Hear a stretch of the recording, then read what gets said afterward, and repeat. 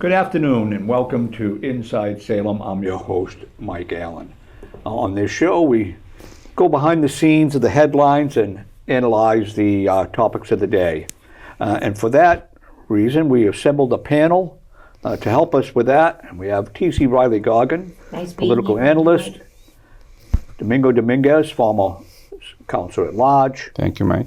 Tom Furey, former school committee member, former council at large and current planning board member, and Meg Stott, current Ward 6 city councilor and future school committee member. Welcome all.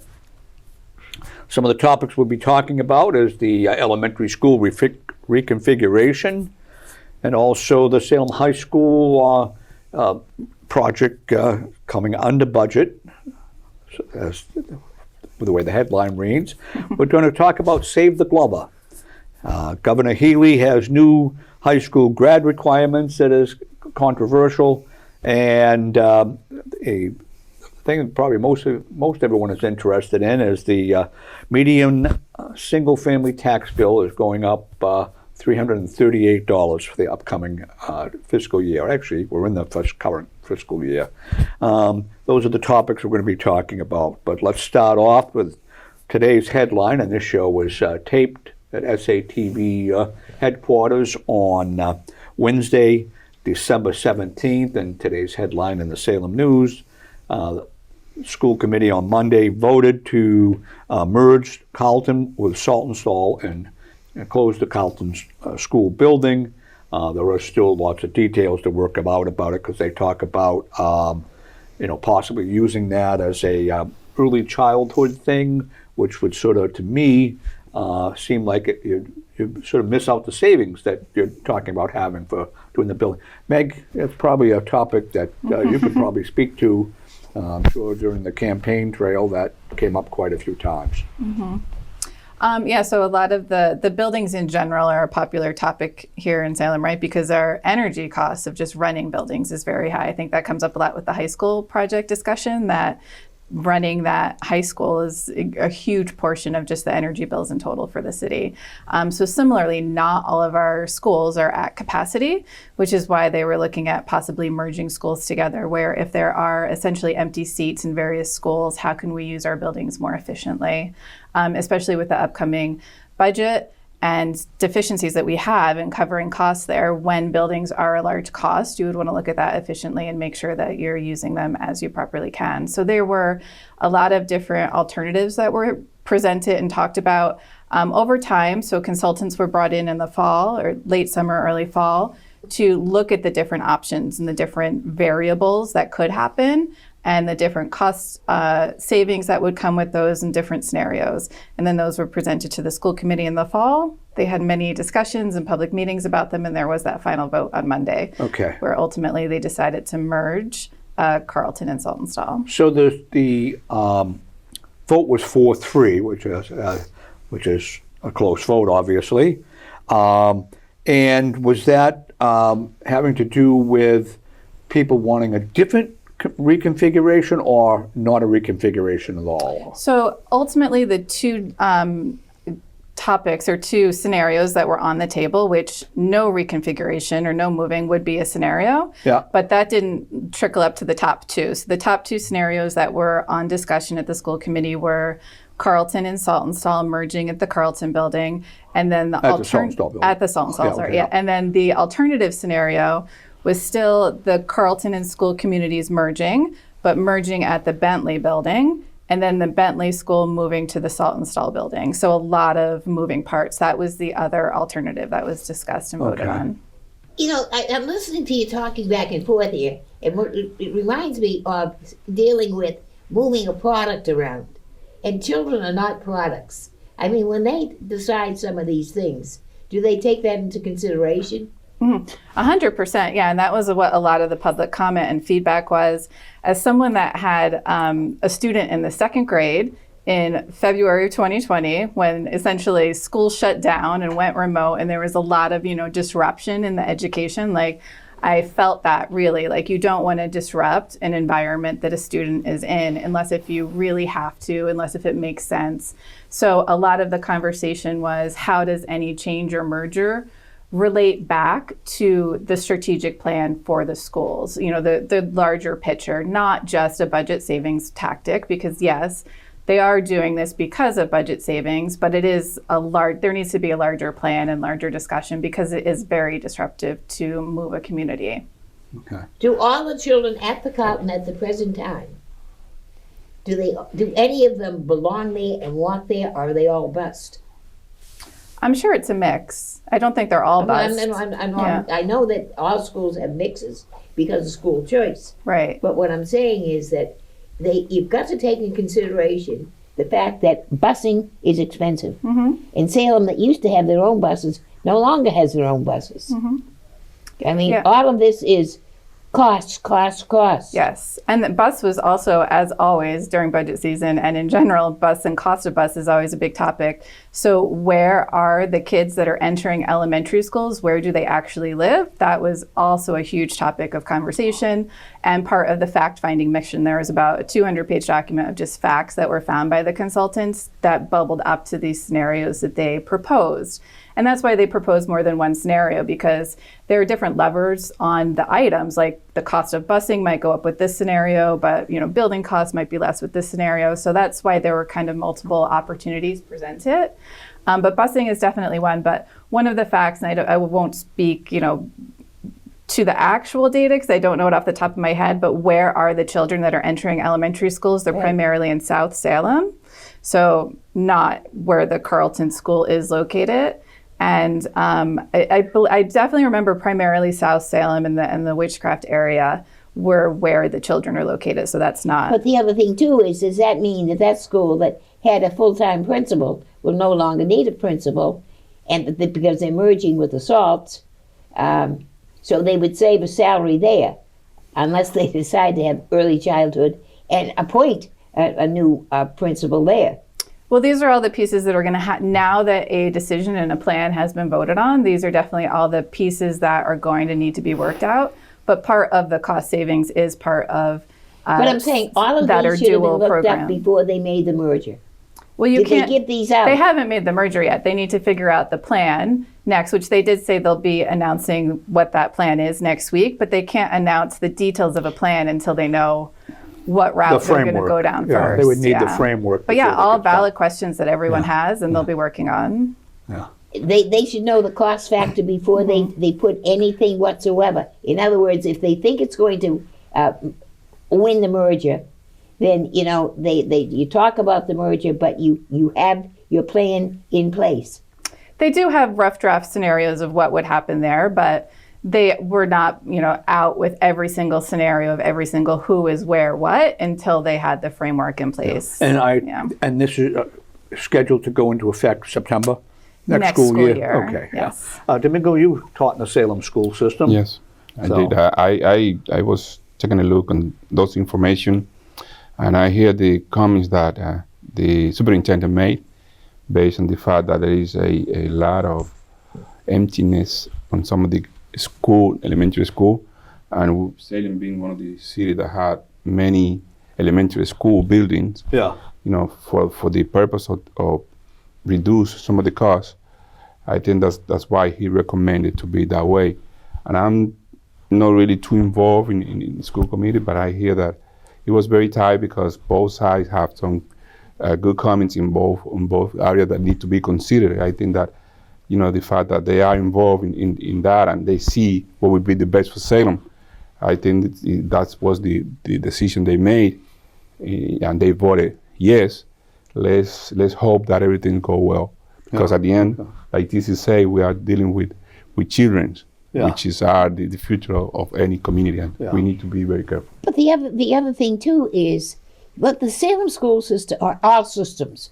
If you bring people in that do not speak the language, and suddenly they're all put into a school, I think that we should have a school someplace with a highly concentrated teaching of the English language before they're put in.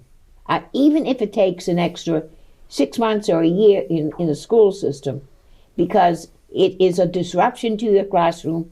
Children who sit there and don't know what's going on. Wasn't that voted down? I mean, isn't that what the state voted like 15 years or so ago, that you cannot have? You can't do, yeah, but we do have the Bentley School, which is an innovation school, a wall-to-wall dual language program. But is it, how in depth is it actually? I mean, when it comes right down to it. Well, I don't think we can do what you're suggesting, but we do have programs to help support English language Second learners. language, yeah. I taught in Florida at the Fort Lauderdale school system, and they had, when the Cuban crisis was around, and people were flocking, to Florida to get away from Cuba. And many of them did not speak the language. Some did, but many didn't. But the one thing that they had when their children enrolled into school was the fact that if the parents did not speak the language, they not only offered, they strongly suggested that these parents also come a couple of times a week for language lessons. Because the only way you're going to get ahead is if they do not always speak at home the native language. Because children are only 6 hours in the school system and the rest of the time in a home environment. Yeah. Now, Tom, you Well, being a teacher, elementary school teacher, so this is going to be a very problematic, emotional experience for the kids transferring from school to school. As a parent of 5 and a teacher for K through 6, this is a very traumatic experience for the kids. But having served on the school committee for 12 years myself and 24 years on the city council, I was surprised, sincerely. I thought the two more modern schools, the Carlton School was just built under your term in the school committee, and the Bentley School was built with the Hank O'Donnell years in my time, the Bentley School additions, and so on. So I was thinking that those two schools would stay, because so much money over the past, and Domingo was served on the city council with me, we pumped a lot of money into the Stott School. And that building didn't have flashing, it wasn't well done at all. So that could be made into a Boys and Girls Club for the neighborhood, for the whole city of Salem. A permanent Boys and Girls Club that's now located at the Collins Middle School. So I was hoping for those two brand new schools, the Carlton School, small, comfortable, cozy. Your daughter went there. I would love to teach at the Carlton School. I would love to teach there myself, personally. A dual grade system. They don't have to stay in one grade. If they're really doing well, they could jump a grade, which is really beautiful, ideal.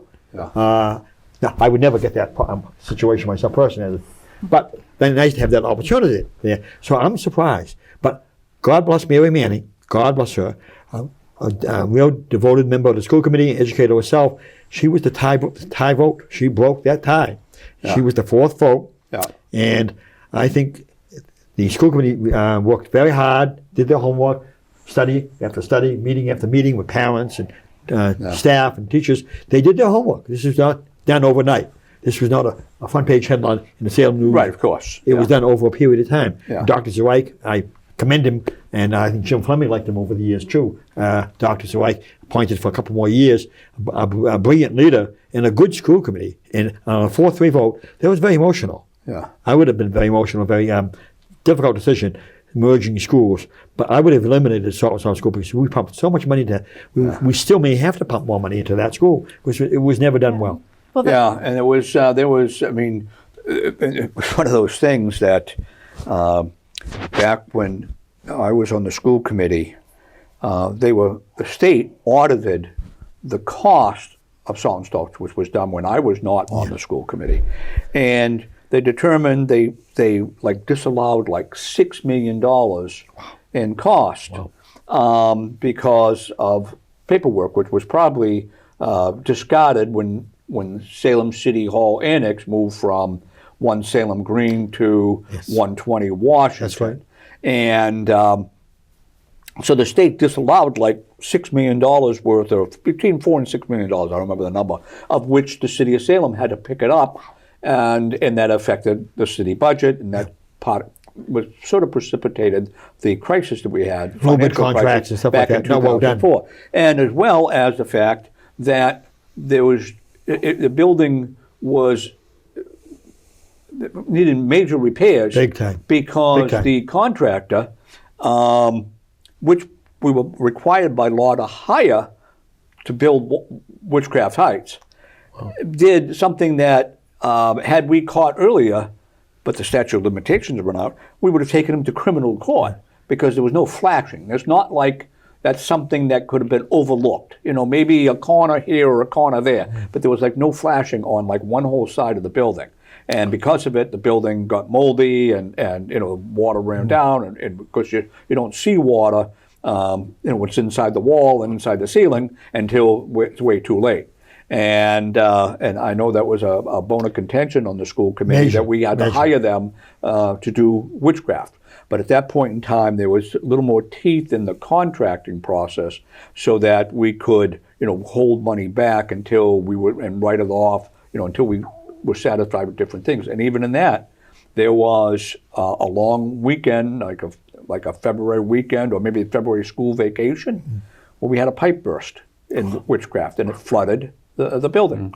And that's because they didn't put insulation in this storage closet. So they were just very sloppy people to work with, but because you have to use the lowest one in the lowest bid, and this, it was just really an unfortunate thing. But yeah, Salt and Stall has had to be repaired many times. And if they do it this time, again, if they do this configuration, they're probably going to have to do some changes to the building as well, whatever it is. Yeah, there was an analysis of the status of all of the buildings, how well they are structurally sound. And I was actually really surprised. They were all very similar in the amount of improvements that needed to be made in order to continue educating there. Because like in my mind, I've heard a lot of things like Bentley, especially their HVAC system doesn't, like they don't have AC, something to that effect. So a roof on one school, we just spent money for, you know, another school. So they were all kind of level playing field. You know, you look at them, you think which one's newer, which one's older, and you kind of have preconceived notions. But that was surprising to me that they were all very similar in that regard. It would just seem like Carlton being, you know, 20 years old, it would seem like from a structural standpoint, it shouldn't be. But like roofs last 20 years, and those are millions of dollars to replace. So it's all kind of relative, right? Like, but they're going to have to do that anyways, even if they don't have a school there. Yeah, but I don't know what they it was also for face Carlton, this but they were all at Salem similar. High School, the middle school, where they had an addition put on up there. Right. And they put almost like what you call a basket to catch things, because part of the molding on the top of the roof was falling off. Yeah. And they hoped to catch it. Yeah, and that was the before it hit same somebody. people that did the Salt and Stall, and then again, it was really annoying to have to hire them by law to do witchcraft. But you know, again, at that time, a building manager had much stronger. There had been strengthening of the contract process that gave the cities and towns that were building more oversight allowance. Well, you know, when they have a clerk of the works, Yeah. and most of these projects do, are they appointed by the contractor or by the city? Well, see, that's when one of the changes, because in the past they were appointed by the contractor. Yeah, and then now it's appointed by the city. That's the way I remember it from Witchcraft. Then we had our own clerk of the work. We hired a company. Again, I wasn't involved. I wasn't on that committee, so I don't know the details of it. But And I know we're talking a lot about the buildings themselves because it was budget or the focus. Well, that's where was the budget comes in. Right, but also there are other, I think, benefits in the long-term plan and strategic idea or planning for the schools. Carlton, for example, I mentioned my daughter went there. She had a great experience. They're an innovation school, so they have a continuous learning model there. So that's where the P1, P2, E1, and additional students can't join in there that want to. Their weights because of the size of the building. They can only really have 2 strands or 2 classrooms per grade. So they're really limited on growth there. They can't grow there in the current building that they're in. So I see this as an additional win of being able to expand this model that they have found to be successful, that parents want to have their students join in by moving to a larger school. And Salt and Stall has additional room because the middle school portion that was at Salt and Stall just recently moved to Collins this year. So they have additional space as well. So they're growing there. Salt and Stall is now only K-5, Okay. Dr. Walsh, who served with us. During my term, we voted to make it a K through 8. I'm quite All right, sure you're that all was gonna- talking about budgets here, so I would like to know, is there anyone at these seats here that can tell me exactly what does it cost per student in the Salem school system to educate them? I mean, there was a time 13,000 was mentioned. Yeah, the last time I looked, which was I think 3 years ago when I was doing the election thing, it was like 22 or 23,000, which was at that time one of the highest in the state. Yeah, pupil. I hear that, and I want to chuckle because of the type of what's going on with the school system. But the only thing is, 21,000 is when they opened Essex Tech. What each city was assessed to send their student to the Essex Tech. I'm sure it's gone up since. Right. So if that was 21, 22, and the education they received there, which is very well rounded, Yeah. I want to know, what is it that we have in Salem? Someone must know. Yeah, I don't know off the top of my head. Do you Does know the- anyone I don't know know? off the top of my head. I don't want to say an incorrect number, not knowing. As I say, again, I looked it up, because I used it as a talking point, like 3 years ago, and but the number's not accurate. I think the cost is being affected by the numbers of buildings that we have, and that's basically one of the points that superintendent made. The fact that we are a small city, I mean, compared to other cities the same amount on the same size, we have too many buildings for the amount of students that we have. So the cost of any student is related to the whole operational cost that the school department had based on the building that we had, that maybe some of them are not in capacity. And that's why we had to constrain to make sure that the cost really show how much we spend per student based on the fact that most of the money is going to be directing to those concentrated schools that we're going to have. But the only point is, when we had 3,000 students here in the city of Salem, it was a certain price, and we only had 1,000 here at the high school. It was the same price. I mean, things don't cost as much for less. Down that low, we don't have as many teachers. You don't have as many this or down the line. I've Cost never doesn't seen go an down. adjustment. When during my tenure on the school committee, we lost about 10% of our student population, and during that period of time, we probably had a 10% increase, maybe a little more, in the cost of in the school budget. So, it's just that we had more administrators, more behind the scenes people, a lower student to teacher ratio. Like instead of having 20 students per class, we had 16 students per class. So we had all these things that we did, which raised the cost of educating. And so even though we had a decrease in the number of students, we did not have a decrease in the budget. And no place ever does. And any government project, any government program, whether it's schools, building departments, the maintenance department, the DPW, the water and sewer, it doesn't matter. There's never a decrease in a budget. But the only thing is, if you don't have as many students, you don't need as many administrators, and one administrator can do more than one school. Okay. And they did this, I know, in the city of Beverly and Danvers and different places, that because it was cost effective to save probably $110,000, $120,000. Yeah. That would educate 3 or 4 students, right? The way we're figuring it. Yeah. But there has to be some actual figure.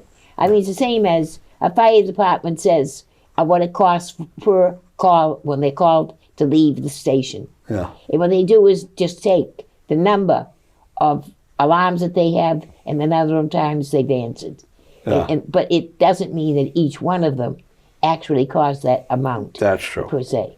Yeah. Oh, I know in schooling, the elementary students cost much less than high school students in terms of the cost of education.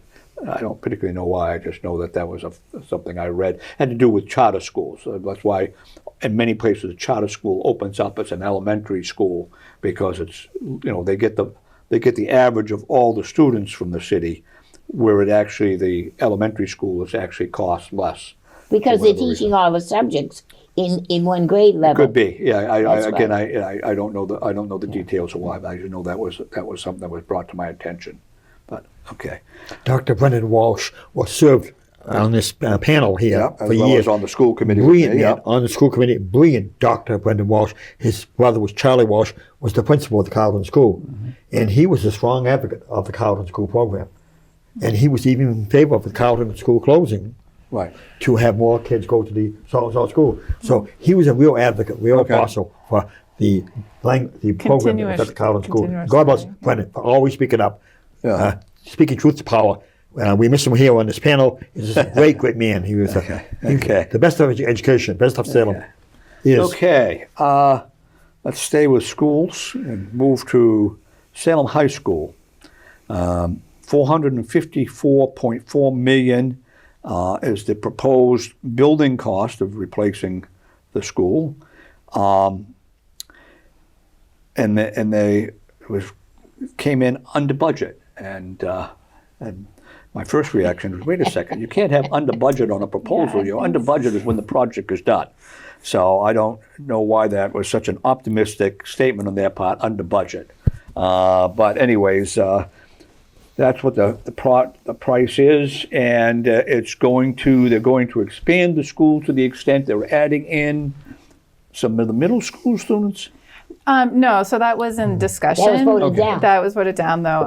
But I that see. was in discussion at the original, like, how will it be configured part. And I also love that under budget. I think was that a headline? Did the Salem News choose that? 'Cause I would say it's an estimate that was under the first estimate, but we're Yeah, going to continue yeah, having that's- estimates, yeah. right? So So I guess it's better that it's not going up, at least. Right, yeah. so the price is 400 54 Almost million? $500 million, billion with a B. Wow. And the current building lasted 50 years. So But look at the my money they poured belief into is it. this, that if we took this money and just put it into some sort of income generating thing, and then we added to it the money that we have for that we pay each year towards the school committee, that we could hire some outside company for much less than what we can do this with, to come in and educate like a charter school, or like a private school come in, like a St. John's Prep or a KIP Academy or whatever these type of things are, could come in and do it much cheaper than this. I just don't understand how this building can cost $500 million. And what is Tom, you may know the answer to this. What is the proposed price, and they may not have yet, the cost You know, Mike, of that's- revamping Shetland Park?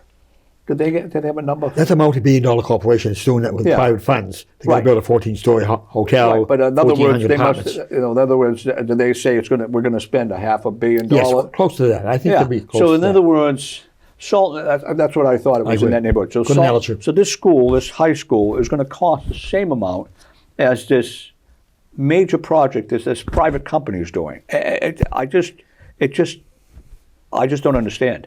I don't understand There was why a these things collective cost so- sigh of relief throughout the city of Salem, education-wise, that Lexington, last week, town of Lexington, put in a $660 million bond for a brand new high school. Their high school is overflowing with 2,400 students, Lexington. Yeah. And they're on the MBTA route. They have 1,000 new units of apartments coming in Yeah. because they're on the MBTA route. Okay. And it's going to go a lot more students coming into Lexington.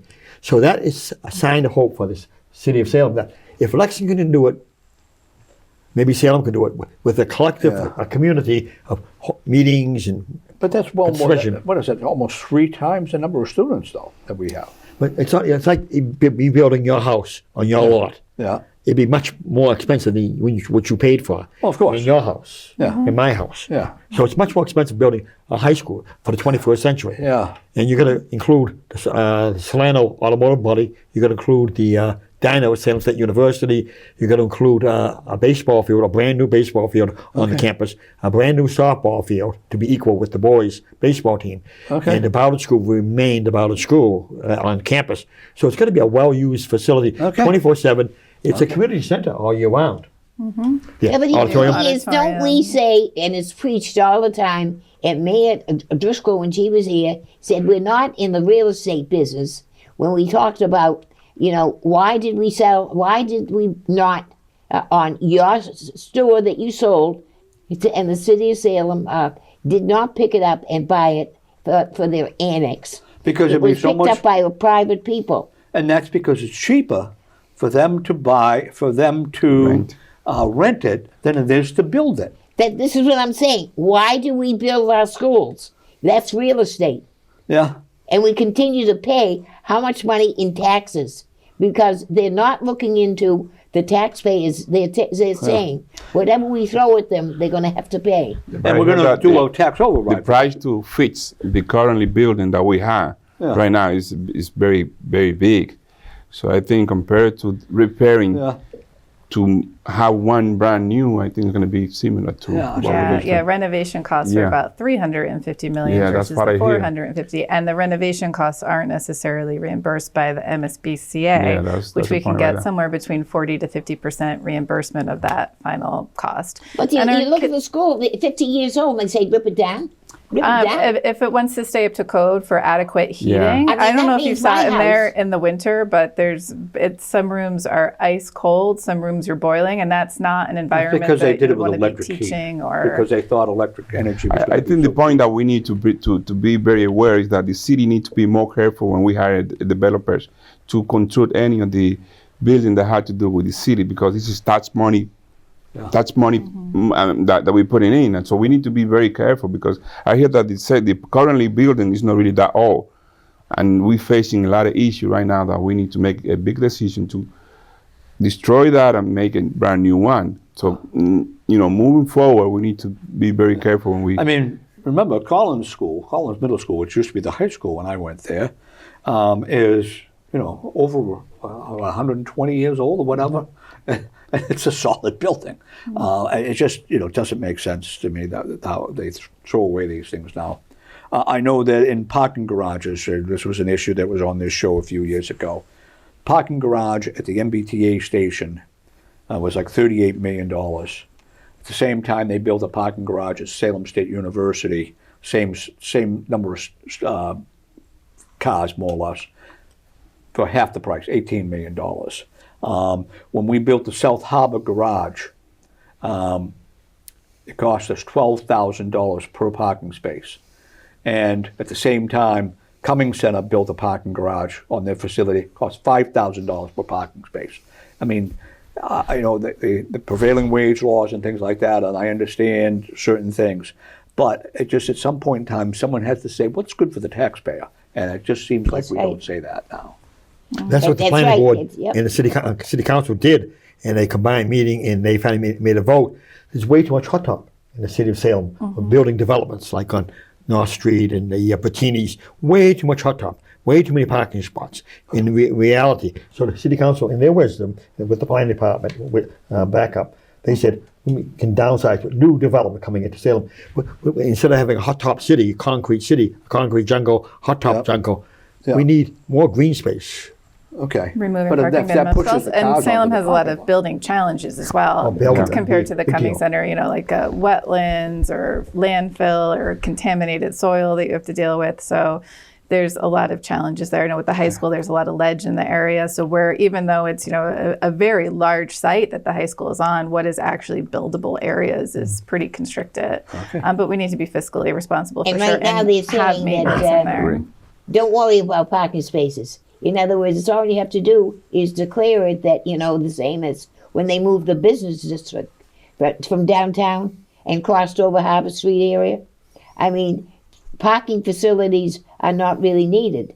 Right now, if we have a snowstorm, right now, a major snowstorm, like not even as big as a major snowstorm, just one that closes where they say they declare a parking emergency. We don't have room for them. Right. Yeah. No, we'd have to, some people I know already say that when there's a snow emergency, they move their car across the way to Beverly and park it someplace. Yeah. We declare emergencies much faster than the other places. And there's no place for these cars to go. Okay. Okay, let's stick on the school stuff here. Governor Healy, since we're having so much fun, Governor Healy has announced new high school graduation requirements, which to me sounded very much like MCAS in a way. And of course, taking some heat for it because it's sort of goes against what the referendum said. I don't know any of the details of the test or not, but I mean, are you in favor of? I'm in favor of not having a single one test being your barometer to Okay. allow you to go through the school system to get a diploma. I'm against that idea. There are so many options beyond one. I believe in testing. We Yeah. had testing all our lives Yeah. there. But Megan's daughter, Meg? want to explain how your daughter Yeah. went through You know, testing? Feeling on? I don't know the details of what Yeah, but just Governor in, Healy is proposing, but I mean, yes, there should be some parameters around graduation requirements. I don't. I mean, know. rather than teachers saying, "Oh, this student's, I like this student, I'm going to give them a B," you know. Yeah. Yeah, I mean, and there has to be some middle ground between that and then one particular test that you have to take and you have to do it well. I don't know if you're referring to my daughter actually has, MCAS wasn't around when I was in school, but my daughter does the MCAS testing and we call it the MCAS rash every year because she just gets extreme test anxiety over it. Okay. And that's not right either to That I agree. I agree. have so much rely on that Okay. one test. So they're, No, I know you'll come to me and I will tell you right down the line that MCAS, I never favored MCAS, never. And because they put too much credence and heavily leaned on MCAS. But the whole thing is you should know your students as they move along. And we used to have adequate testing. I mean, we had IO for reading, we had Sanford Binet, we had different tests that the children were administered. We had checkpoints. We definitely did. Why they felt it because some people got their name. If you look into the people that set up MCAS, how many teachers were on that board? They weren't. It was some businessmen who more or less put the thing together, I was told. Right, that's And correct. it didn't even come from this state. Yeah. I mean, I look at it and say, why are other people planning what our children should be doing in the future? Yeah. Domingo? Yeah, I'm in favor of having some type of measurement on the capacity of the students so they can move on. But I'm not really into too much in the pressure that they receive for any measure that is being in place. Okay. I think that learning is to be fun. Learning to be reflected on the action of the young person when they graduated so they can move forward. So putting a very high pressure on any type of measurement will destroy the capacity of any human being to do well because they're going to be pressured. They are too, they want to just to look good in order for them to move on. So that's no. Children, students have report cards. Yep. And those report cards should be reflective of how that student is doing. Well, but the problem with that is, again, even within a single school, different teachers. I mean, in college even. I mean, you took this professor because he was an easy marker, or he didn't have too much homework. I mean, that happens in high schools, and certainly and where business certain too. teachers, and we had two different French teachers, and if you got this one here, you had your work cut off here, but if you get this one over here, it was a little more moderate. Not that the second one was easy per se, but it was a little, you weren't knocked over the head. You weren't expected that French was your major. I mean, French was treated as one of your subjects, where the other French teacher sort of was sort of taught it like this is the course that you need more than anything else in life. So it was just a whole different. The two teachers had different attitudes about the course.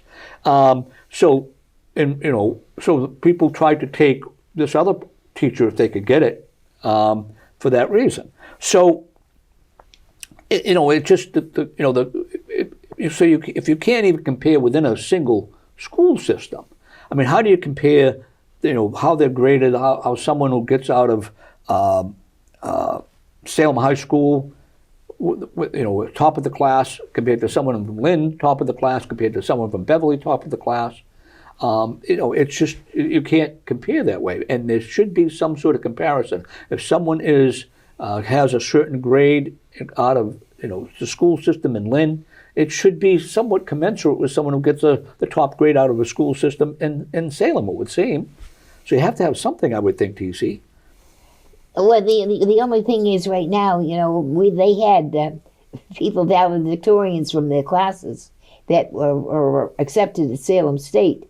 And we had one professor who said, what you're saying right there, the positively what was needed in one city or state or town was quite different from the demands that was put upon them over in another one. Yeah. And it really showed up. It showed up in how they reacted to the first year of college. Yeah. Because many are not prepared for college. Right. If you have a good school system, really good, Yeah. then your children should be able to carry their weight when they get into any college whatsoever. Yeah. Yeah. But I think that tool need to be universal. So whatever they implement need to be used in every city and town school department. So that way, not only one do better, the other one do different than this one, so they all do the same thing. But my point is that it need to be more into the department's education, motivate the youth to learn, Yeah. more than that to be pressure to have one good result in Yeah. the test. So that's basically, Yeah, okay. because I don't think that in some of the, and I'm talking about my own experience, in my country, we don't have that tool to measure how you do at the end. They actually perform because they wanted to learn to advance in life, not only because they wanted to pass that test, which Right. is Okay. which is one of the consequences when you have something, mandatory for the student Right. to do. Okay. They only prepare for that, but they forget about after that. Beyond that, you need to have a preparation. You need to have the knowledge to be a good professional, so you can be, profitable in real life. Yeah. Okay. The other thing too is, I honestly believe that all people who are teaching should not just put after 3 years or 4 put on tenure, because some teachers should leave the classroom. They really and truly are not. I blame some of your administrators for not being honest with some of the people that remain as teachers. Everyone is not born to be a teacher. Tenure is an interesting thing in terms of. But believe me, with tenure, you can get rid of a teacher with tenure. Yeah, it's There's many difficult. ways of doing it. Yeah, it's very difficult. I know when I was on the school committee that, anytime that came up, it was just, our school attorney basically said, it's almost impossible, basically. So, but once they get tenure, it's because, in other words, when they get tenure, at that point in time, it was determined that they did a good enough job.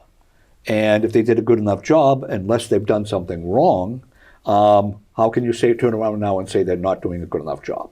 But that's the case. I mean, obviously, not every teacher is in there giving their best. A lot of them are marking time, or some are marking time. Certainly, I shouldn't say a lot, but certainly some are marking time, and their students are in effect cheated, and hence the taxpayers are cheated because we're paying to educate for the education for that student, and that's not happening. So yeah, it should be a little easier, I think, to get rid of teachers, or to have, determine whether or not, almost like a renewal of a contract, like you do with a football player. Well, actually, I don't know. Our school system should have an evaluation of teachers in place. Yeah. And they should be, very, very, and stick to it. Your administrators, your principals who evaluate these teachers, Yeah. they have to be doing their job, and some of them are not. I remember Of course. throughout my career as teacher, I had the evaluation almost every year. And the evaluation is being made by the principal. And the principal at that time, remember, she observed me and giving me some point that I need to correct on the way I was teaching. So Yeah. that in the way keep the and giving me like a report, giving me like the same way they did to the teacher. That way that keep the teachers, commit to improve and to make sure that they do their job Yeah. every year in a way that the children get the good result as a good teacher. Your daughter's teachers had to take a lot of professional development courses, Right, yeah. just in between, just to be Yeah. recertified up the Yeah. ladder. So they're constantly learning, as the students will be. They're on constant learning. They'll be lifelong learning students Yeah. in our school system, even teachers. Just as our teachers are, and the teachers, that's the point I was going to make, was they're teaching not students to take a test, but to be a lifelong learner, Yeah. to always want to, learn and grow, but not necessarily to take a test. And I think that was the one fault with the ballot question that we had it wasn't kind of fully sussed out, right? Like, yes, no, I'm not a huge fan of MCAS being the graduation requirement, but you can't just take it away without anything else in there in place. And that was kind of really what was missing. And they're trying to figure out how to do that now. Right. Okay. No, well, that was the other thing. MCAS actually was when they would say, well, are the teachers teaching to the test? And because it turned out to be not more or less an evaluation of the student. It was an evaluation of the teachers. And the school in general. And that was yeah. the wrong thing. That's Yeah. not what it was supposedly put in place for. Okay. And but I'm saying, if you really and truly want to know if a teacher is doing a good job, ask the students. Because Okay. they know. Kids know. They know the difference also. And all children, all students, do not always want to have the easiest way out. That's true. Because they also say, hey, my time's important too. They don't want fool around in class. They don't want kids fooling around in class. And see, your teachers should make the teaching not only that things that they have to know, but things that they want to know. And to teach it in a way that it can be exciting. There's so many ways of coming around with the same things, and they're not. A lot of people are not doing that. No.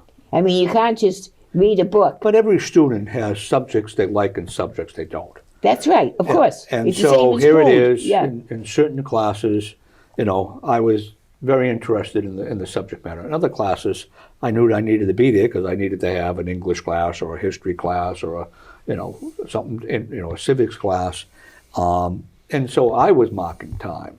And so the thing is, it's if there was no standardization in a way, I would have done even less. So I don't know. It just seems like there has to be something where you need to indicate that you've learned a certain amount before you can move on to the next level. Well, can you remember some teachers that you had that you'll never forget because it was very interesting to be with them? That Yeah. you will remember them for that? Oh, of course. Yeah. Yes. And I have other teachers that I was saying, they really shouldn't have been there. When I was student teaching, I remember being I was at Salem High School and I was student teaching while I was at college, Salem State College at that time, and myself and another classmate from Salem State, the first day we were there, we were sitting in on a class, and the teacher, it was a lower level math class, and one of the students asked a brilliant question, and it would have been a brilliant question in any setting, and this, as you say, this is, and I remember looking over at the other student, and the student looked at me and they said, "Wow, that's a great question. That would have been a great question in a college setting." And the teacher pulled down their glasses like this, looked over the top and saying, "Are you doubting the ancient Greeks?" And just really put her down, put the student down. And I'm saying to myself, this person has been teaching math for 30 years at this point in time, thereabouts. And he probably has done more to set back mathematics than anything. It was a terrible, terrible thing. And you just wonder about who is in there teaching. I mean, this person had tenure. I don't believe he didn't think he was doing anything wrong. He was just a poor teacher. But he had tenure, and so he was there for life.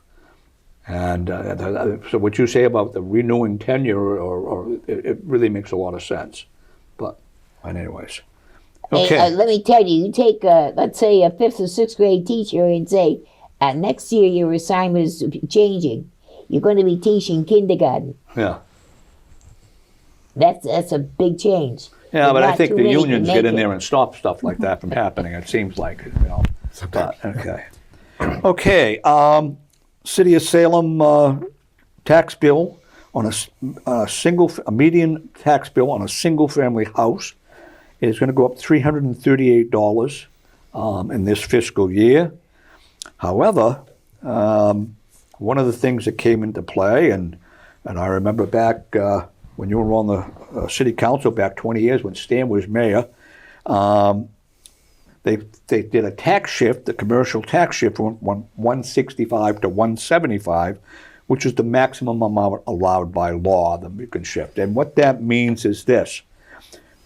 You have a $100,000 house and you're taxing it, say, at $1,000.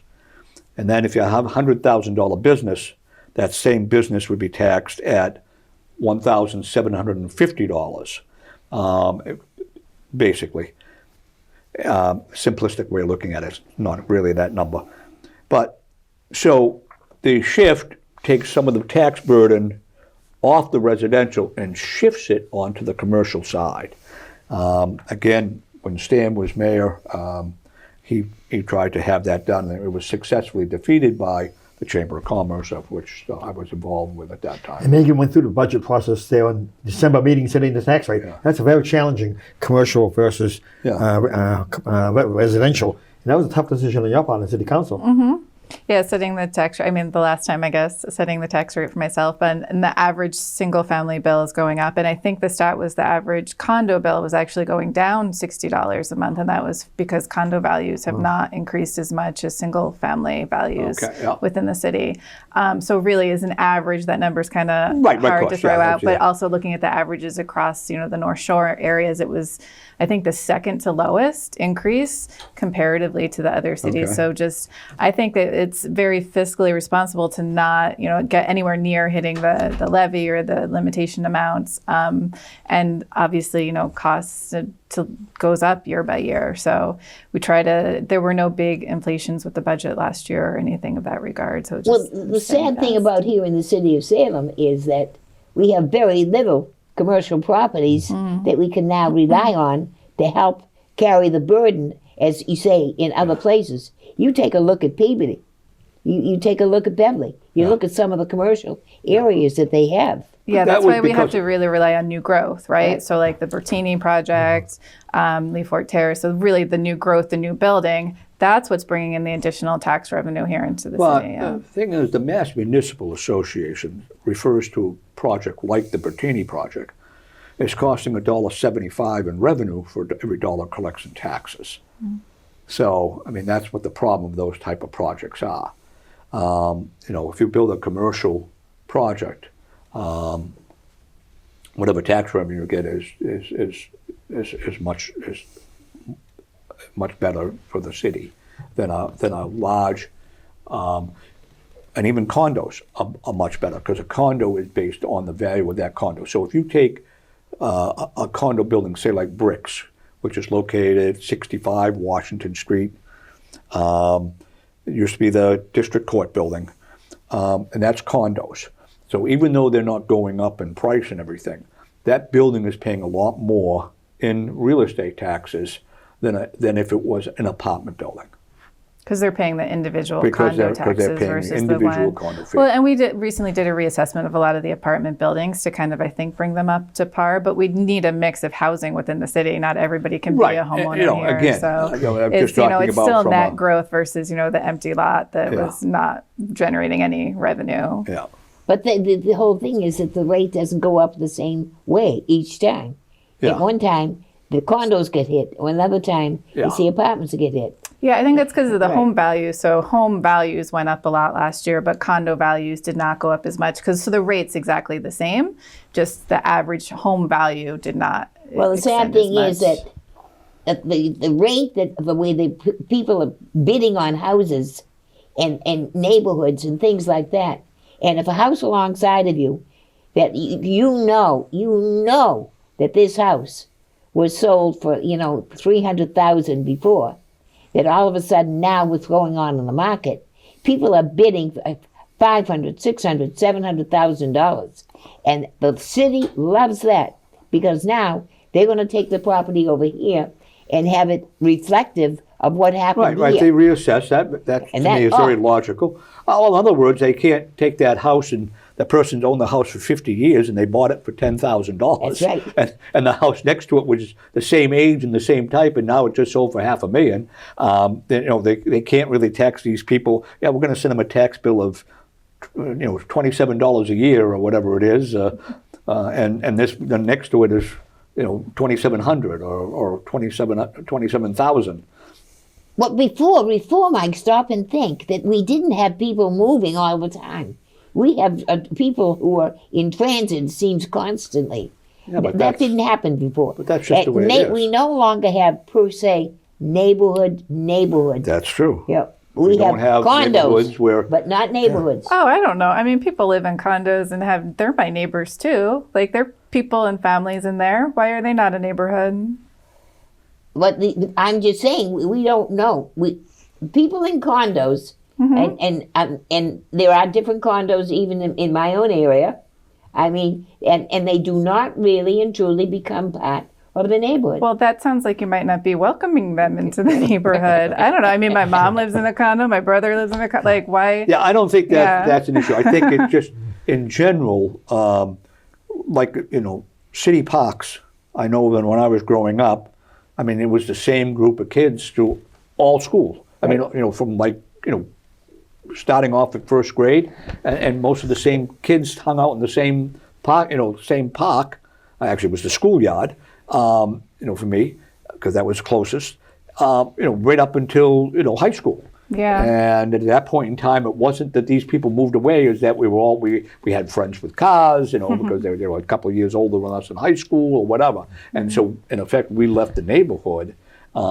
But perhaps you guys aren't hanging out at the neighborhood parks, because I know my kid hangs out with her friends down at the neighborhood parks, and my neighbors that live in condos walk the dog in the neighborhood park. So I think it's still there. It's just perhaps the perception and just as you say. Right there, I think the key was, you said, your children decide whether it will be a neighborhood or not. Yeah. Okay. Interesting. Okay. One last subject I'd like to get into, because we're just about running out of time. Okay. Save the Glover. The Glover House. The General Glover House is a 293-year-old farm that was, for many years, was the General Glover restaurant. Yes. And I guess it's going to cost like $1.5 to $2 million to restore it and save it. I assume they're doing fundraisers and stuff for it. I actually moved to Salem, at a point in time where the General Glover House was not much of was not really the restaurant anymore that it had been. But at one point in time, it was an elegant restaurant. At one point in time, it was one of the top restaurants around. Right. So, anyways, for those people that are interested in it, I'm sure you can Google it to assist. I'm sure they're going to be having some sort of fundraisers and stuff for it. It sounds like a worthy project, rather than just tear it down and build another, It's always good to keep the memories that we have as a city. Yeah. History play a major role in Salem. And I want to take the opportunity to say happy holiday to everyone here and to all of the audience. I think that, throughout the whole world, we see so many things happen. So it's time for us to reflect and get together with our family and celebrate. Okay. Celebrate. Cable TV is so beautiful. So it comes into our living rooms and bedrooms and so on. So concerts and programs like this and election results and so on are so essential with the cable. So thank you to Pat and Patrick and so many good people at the cable program. Yeah. It's amazing. It's amazing. And Meg, thank you for joining our panel here. Thank you for welcoming me this year. I would like to say thank you to your wife Marie for that nice package that has delivered to us today. Okay. That will be well appreciated, Marie. Thank you. Thank you.